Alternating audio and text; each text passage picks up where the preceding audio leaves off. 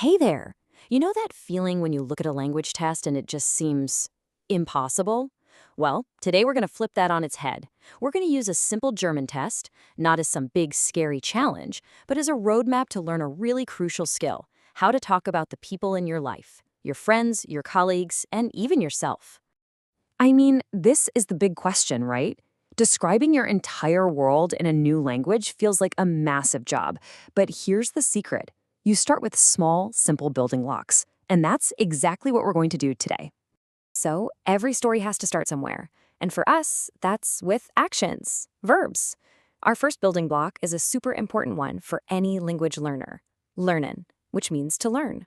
Or how about this one, fotografieren, to take photos. As you're about to see, these simple action words are the absolute key to telling a story about who someone is and what they love to do. And singen, to sing. Just stick with me for a few minutes and you'll see exactly how we can connect all these simple ideas into real, actual sentences. So here's our game plan for today. First up, we'll get into talking about hobbies. Then, we'll figure out when this stuff happens by mastering the days. After that, we'll dig into the nuts and bolts with nouns, articles, and plurals. And for the grand finale, we'll put it all together and figure out how to ask questions. All right, first things first, hobbies. Let's take those action words we just looked at and put them to work describing what people actually, do. Okay, so here's our first little puzzle. We see a picture of someone studying, and the sentence says, Astrid Svensson likes to Spanish. So what do you think? Which verb fits right into that blank space? The answer is learnt. You see, the verb lernen changes to learnt when we're just talking about one person, like Astrid. Pretty simple, right? She learned Spanish.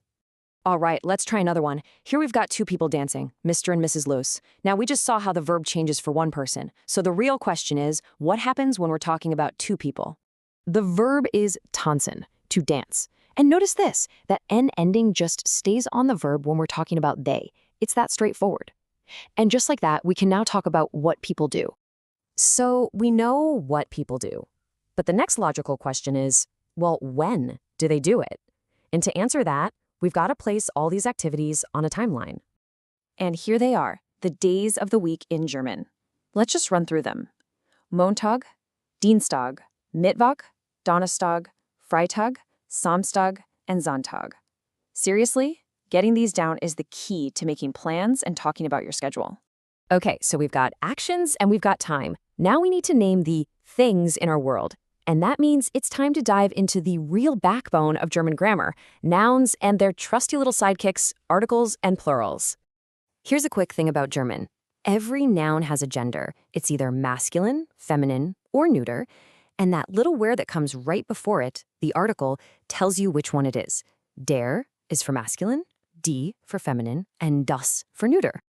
This is a perfect example. A single book is das Buch. But check out what happens when you've got more than one. It becomes die Bücher. You see that? Two things changed. The article flipped to die, and the noun itself got a little ending. This is really where you start to see the patterns emerge. Der Tag becomes die Tage. Die Firma becomes die Firmen. Now, there isn't just one single rule for making plurals in German, but seeing them all grouped together like this is the absolute best way to start spotting the logic. And here we are. The final step. We've gathered all of our pieces. We've got the verbs, the days, the nouns. Now let's put them all together to do something you can actually use in a conversation. Ask questions. I know, it just looks like a jumble of words, doesn't it? But I want you to think of this like a set of Lego bricks. We have you all, on Sunday, free, and to have. Our job is to just click them together into a proper question. So here's the assembly guide. For a simple yes or no question in German, the number one most important rule is the verb comes first. So we take our verb haben and change it to habt to match our subject ihr. After the verb and the subject, we add the time, am Sonntag, and finally, the last piece of the puzzle, frei. And there it is. All the pieces just snap into place to form our question. Habt ihr am Sonntag frei? Or in English, are you free on Sunday? Okay, let's try one last one. This puzzle includes a question word, was, which means what. Now, this is going to change the structure just a little bit. How do you think you'd build this sentence? And here's the key difference. When you use a question word like was, it jumps right to the very front of the line. The verb, magst, still comes in second place, right after it. Then the rest just falls into place. Was magst du gern am Samstag? And there you have it. By just breaking down a simple test, we've learned how to talk about who people are, what they do, and when they do it. We've built the foundation for a real conversation. So the only question left is, what question will you ask first?